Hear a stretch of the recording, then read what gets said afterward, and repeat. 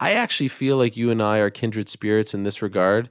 You mentioned these because we're almost the same age. I'm a year older than you, but you mentioned these obscure 90s players. Like when I used to know the 15th man on the Clippers, like you mentioned Marquise Grissom and Ron Gant. And like Marquise Grissom is one of my favorite baseball players of all time, Montreal Expos. Ron Gant was my favorite Brave. Why do you get such joy out of mentioning these names? Because I feel like I see the joy coming out of you when you mention Kelly Tripucka of the Charlotte Hornets. Because I understand who I'm talking to. You know, you can't say that to somebody and then they'll have the same smile. But when I say it to you, I know you know. So that's how you have to be selective in who you're mentioning these players to. You can't just be throwing Kelly Tripucka out to anybody, bro. But what is it about that era that makes you always It's go just back? that's like it's all these like this that shows you what I was doing. I was looking at basketball cards, countless hours of basketball cards and Olden Polynice. Antoine Carr.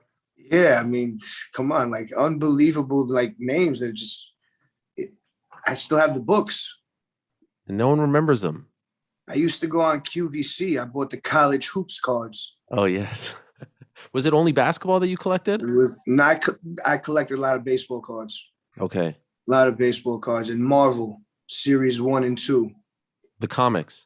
Well, the cards, the Marvel the cards. cards. Interesting. Yeah, Okay. like Now, holograms and shit like that. Oh, right. So cards are huge now. Are you back into it? Definitely not, but I will go back and buy a bunch of those holograms of the X-Men that I liked just to have. Okay. Like I'm like a brand new box. I still have a box with all the cards in, but they're all disheveled. I have my Marvel cards, but they're all in sleeves and they're fucked up. But I have my old ones, so I'll keep those, and I'll have a couple of brand new ones. PSA 10. Who's your favorite athlete of all time? Like number one?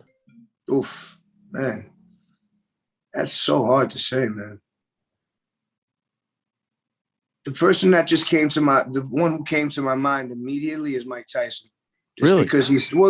Just because he's had such a profound like impact on several generations of my life and decades of my life, from being able to watch him fight with my Albanian grandfather, you know, to going throughout the years and watching him progress, and now going on his show and fucking him kissing my hands and us having a moment of love and just like unbelievable vibes, like we've known each other forever. And it's like, I don't know, man, you know, like obviously, I don't know athlete, but he's just, for me, he's like, I don't know, he's next level. Would you consider him a friend now? I would. I don't know him well enough, but I feel like there's something there. So for like that, you could definitely I could hang out with him again. You know, I could definitely chill with him, have dinner, talk, smoke, chill. Right. Yeah. So you were on his show, Hot Boxing. Is that surreal? Like, do you have a moment there where you're like, if 12-year-old me would have known that I'd be sitting on a couch with Mike Tyson just shooting the shit, he'd freak out? Like, do you have those moments? Yeah, afterwards. But you know what the thing is with me, like I'm able to put that shit all to the side and just live in that moment and just perform, you know? Like a lot of people, you can't just follow, you're talking to Mike, for God's sakes. It's like a lot of people would be just nervous or can't get it out, or you just got to put that stuff to the side. You're a pro. I'm a pro also, you know? I'm a pro in what I do. Did you ever go to his early fights? Did you ever go, like, were you ever able to? I've never been to boxing. You've never been to a boxing match? Can you believe that? Only mixed martial arts. No, it's unbelievable. I have like long lineage of boxing with my grandfather. I've been to Golden Gloves in Queens. Yeah. And right up by the joint board in a Leicester in my neighborhood, like they would have fucking like youth Golden Gloves. But yeah, just MMA. Wow. Well, any particular? I mean, there's been 100 massive events at the Barclays. I know. I don't know. I just either I've always been away. They don't show you love. They don't roll out the red carpet like UFC. Nah, I do. I get the love shown regardless. The thing is with this, Andy Ruiz, when he fought Joshua and knocked him out, and took the belt, he DM'd me to bring him out. Come on. But I didn't see it. Oh. I didn't What? fucking see. Yes, he wanted me to rap him out or whatever. I don't know. And I didn't see it. And I fucking see like 15 days later a DM from him like, yo, would love to have you come out, bring me out for the thing. So that would have been the first one, and it would have been fucking nuts. You would have done it? 100%. Why not? Oh my God. That would have been Kidding me? incredible. Iconic moment.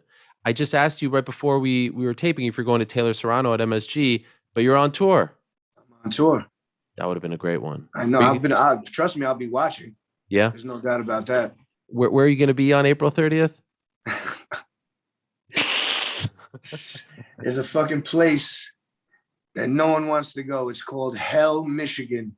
Legit Hell, Michigan. I'm not going to plug what I'm doing because that's not what we're here for. Okay, fair enough. I like But that. I'll be there. Hell, Michigan. So this is part of the tour, NBA Leather? But this is not a stop. This is not a stop. This is a soul just me thing. Oh, interesting. Okay. Yeah. The next day in Vancouver we start. Your neck of the woods in the great north. Are you going to Montreal still? 100%. We'll be in Montreal. Let's go. Yeah. I have a couple questions about the tour. First of all, NBA Leather. Yeah. What does that mean? You know, no one else, they didn't like the name Desperados.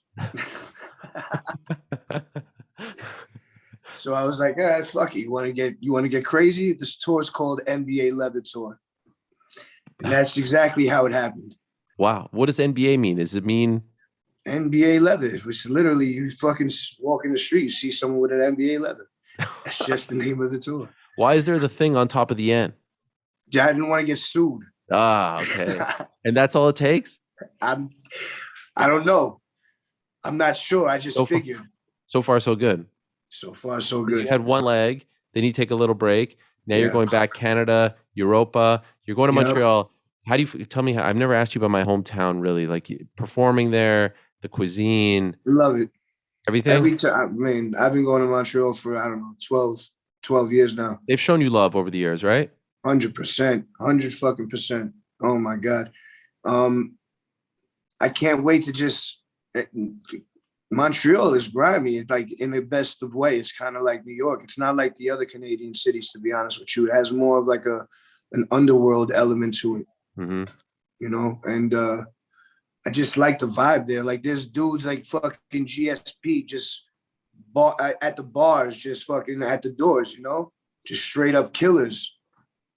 French Canadian wild men. Do you eat poutine? Do I? I mean, these days. Come on. Well, I'll have a touch. You'll have a touch? I'll make sure I go hard that day. Is there like an underrated place? Like we obviously, you know, like everyone wants to perform in New York, this and that. But is there a place that people would be surprised you're like, that spot, like it always, you get a twinkle in your eye when you know that you're going there? I mean, Vancouver, I love. You love Vancouver? I love Vancouver. I love Toronto. I love Montreal. The twinkle in my eye, this tour was Atlanta and like the South. Yeah, like Texas. It was fucking next level. I was impressed. I was very happy. What about it? I don't know. It was like one of the loudest crowds that was around was in Atlanta and Austin. I know that's a music city, but it wasn't during like, it was off hours. It was off peak, you know? Mm-hmm. And that shit was fucking, if there was a roof to be blown off. Really? It would have blown. How much better is your experience performing in front of people now that you've lost all this weight? I was really curious to know, like the overall lifestyle, the day to day. I see you, like it looks like you're working out in between sets and stuff, but you're wearing the same. It's not even a joke. I really am. I'm fucking getting crazy with it, bro. I was working out 3 times a day on tour just because I knew I needed to. I would do 1 in the morning, then I'd run or do some sort of cardio with the homie, because my homie's like David Goggins. He looks exactly like him, and he's fucking sick in the head. He just makes me run. Yo, get up. He throws kicks food out of my hand. Oh, like if I'm eating something bad, he'll just slap it out of my hand. I told him that, yo, just hit it out of my hand if you see me eating a Pop-Tart, because I like to stop at rest stops. I always get a fucking Pop-Tart. I don't know why. It's like one of those things. Start getting into a habit. slap that shit out of my hand. And then before I go on stage, I like to go on drenched and jacked. You want to be sweaty already? Yes, so I work out an hour beforehand. It's like going out for a fight. Who's going out cold? You know, it's terrible. It's the worst feeling. I don't get warmed up until the fifth song. I have to be sweating profusely. Then I go on and I do my hour 15. I come off and I'm chilling. Now, you're not tired? No, not at all. Really? No, man. My energy is through the roof. So what are you doing backstage to get drenched? I brought my mace with me. I brought kettlebells. I brought the Bulgarian bag on tour. I had a plethora of items. Wow, so you're traveling with all this? I'm traveling with a quiver. Golly. Are you traveling with a trainer as well? Nah, I'm the trainer. You're the trainer. You're the guy. I've graduated to the trainer. Now, do you feel like you are performing better because you're in better shape? 100. Bro, I fucking did a split. A straight up fucking split. I got my legs all the way. Oh, I never did that before in my life. I did a split in front of the crowd. I was so hyped. Wow. It was fucking sick. And you could touch your toes now too. So easy. Yeah. It's not even like that's passe. I'm trying to be able to do a bridge and like flips, rolls. Why do you wear the can't do a somersault though? Oh, like Bam Bam. No, I can do those. Those are cartwheels. Oh, you're right. You're right. Somehow wow, somersault? You're striving for that? Well, no, I was training with fucking Hook and Taz. Yeah. And they were showing me some in-ring moves, and I had to do a simple snapmare where I have to flip over. And I got up and I was fucking vertigoed out. Wow. Yeah. So I'm not going to be fucking doing any in-ring technical maneuvers. I'm not Dean Malenko over here. You know, I have 1,000 maneuvers, but they're on the ground. They're more like ambush and slams. I have 1,000 slams. Okay, you've just opened a door to another topic that I'm desperately wanting to talk to you about. But before I get to that, could I just ask, why do you wear the elbow pad? Because I'm working out, and second, it's sick looking. I just, just makes me feel good. I love it. Okay, so the Hook thing is amazing. I love Hook. This guy's incredible. He's a rising star, AEW. He walks out. He's got the cool shorts. His hair is all disheveled. He's young. He's fit. He's Taz's son. Doesn't give an F. Doesn't say a thing. Walks in, walks out, and he walks out to one of your songs. It's incredible. How did this all come about? I've known Taz for a while now. He knew that I was a fan. I guess through I think I did Bubba's a podcast or some shit like that. Or maybe I told Taz a story about when Bubba fucking threatened to slam me or beat the shit out of me and called me a fat fuck when I was at ECW when I was young. What? And then whatever. I never heard that story. Oh, the Elks Lodge in Queens. I used to go to ECW since I was 13 years old. Okay. My mother would drive me and my friends to go fucking the Elks Lodge, and it was the illest shit ever. So I'm with my boy John Paul, and I just got the Sabu shirt. I saw Sabu, he signed it for me. I had the Dudley's 3D shirt. I saw Devon and Bubba. I was like, yo, but he's like, fuck out of here, you fat fuck. I'm gonna beat the fucking shit out. Like, he just went in on me. And I was like, yeah, I loved it. To this day, I remember it. I loved every fucking second of it. Have you talked to him since? I talked to him about it. Yeah, he had me on his podcast. He loved it. He laughed. Okay. So all right. So you're telling these stories. You're all good. And then how do you get in touch with Taz, which leads to being Hook's entrance song? I guess we exchanged numbers at some point. We would just text, every so often, like, yo, you got to get you in the ring to train or whatever. So I went out to Long Island to train, and Hook has been a fan since he's, I guess, a younger kid, and he loved that song, and he wanted to use that song. So and I was like, bro, go, you fucking be my guest, please. He asked you? Yeah. Wow. And how does that work with AEW? Like, are they paying you for this or what? I didn't want I didn't make a big deal about any type of money. I don't care about that. I just wanted them to use it. They still have to, because it's not owned by me. It's on Atlantic Records. They had to pay some sort of, I guess, a little fee or whatever. Okay. But through me, I don't want a goddamn thing from them. And so when you see him coming out to that song, that's it's perfect for him. Nah, but a lot of my friends are in the fucking crowd. Like my boy Opak is literally at every fucking wrestling event still to this day. Kid that I used to go to ECW with. Wow. And he's like, yo, what the fuck? He saw Hook's entrance and he hit me. He's like, yo, he's coming out to your show. He's so hyped. That's sick. And people, yeah, it's good. It's good, clean fun. Have you been to AEW? Have you been to an event? I haven't. They've come around. I mean, they've been to. I've seen. They look cool, man. It looks cool. Like it looks as cool as it could look at this point. You know, like WWE, it just doesn't look as cool. It just looks a little bit more theatrical, a little bit more like playful. You know, like it's too play. Are you following wrestling? A little something here and there. Like I see highlights and shit like that, but I don't watch anything in its entirety. No. I only follow mixed martial arts. I know, and we'll get to. I don't even watch any other sports at this point. Really, not Yankees, no nothing. I'm with a Yankee right now. Oh, for real? Yeah, I'm with my man who's been the clubhouse manager for over 20 years. Oh wow. My man, New York Heat. Just chilling. Yeah, I was gonna say chilling. Cece. I see you and Cece working out all the time. Yeah, CC's an animal, man. He did his thing this morning. Okay. Wow. Look at this. It's like, how many times have you worked out today? It's midday. Almost 2. Almost 2? I did one long one. Okay. And then I'm about to go hit the bike because it's like 65 right now. Yeah, might go get a little espresso, a little Turkish coffee or something. Respect.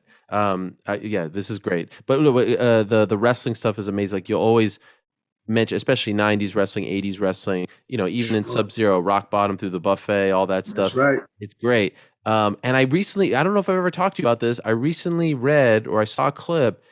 Is it true that your favorite, again, kindred spirits, Bret Hart is your favorite of all time? If we had to fucking go through it, the excellence of execution is my guy. Wow, me too. Yeah. That's my man. Canadian royalty. There's no doubt about it. Why him? He was just the consummate professional, and it was always real. He just made everything look so real. And it's like, just his style was so amazing. Like breathing heavy with the mouth open, the hair all crazy disheveled, the back trip to the fucking sharpshooter. Like it's just classic. Those moves that get strung together and dialed up, they just live in my memory forever. I love that video game In Your House. That was a low key, like Mortal Kombat style wrestling game that's fucking underrated. I love that fucking game.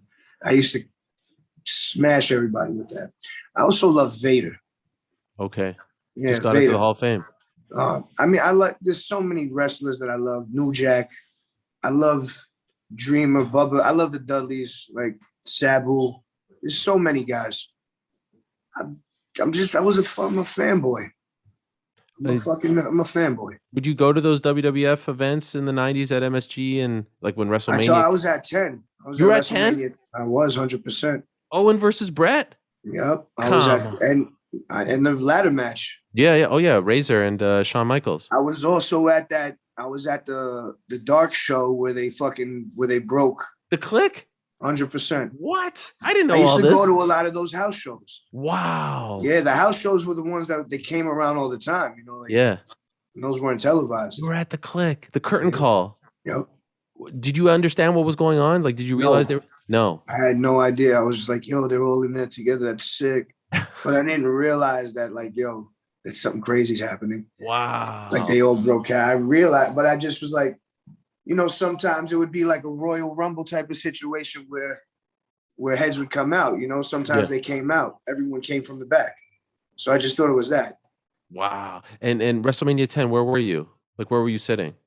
If you see the X where everyone's coming out, I was up top on the other side, like really high. Okay. Yeah. Who'd you go with? Mom. You and your mom? Yeah, me and my mom. And that was the day I remember who I met. There was like one famous dude that I met, and it was Latimer from the program. like around that time, he was popping, so he was in the front row, and he's at he was massive, like 6'8", the huge jaw. He had the fucking black motorcycle jacket on. I remember like it was yesterday, coming down the escalators. Why'd you go with your mom? That was my ride. It's my ride or die. That's who takes me. Was she a fan? No, she just did everything that I ever wanted. She's the fucking best ever. She was you guys were inseparable. You're a mama's boy. Still, always.